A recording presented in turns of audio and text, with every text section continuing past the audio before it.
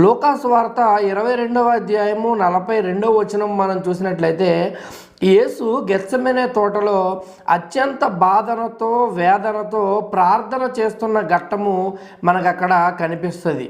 తెల్లవారితే ఆయన పట్టబడబో సమయము, ఆ సమయమున ఆయన సిలువకు అప్పగించబడుతున్న మునుపు చాలా రోదనతో ఆయన ప్రార్థన చేస్తున్న ఘట్టము ఆ గెత్సెమనే తోటలో మనకు కనిపిస్తుంది.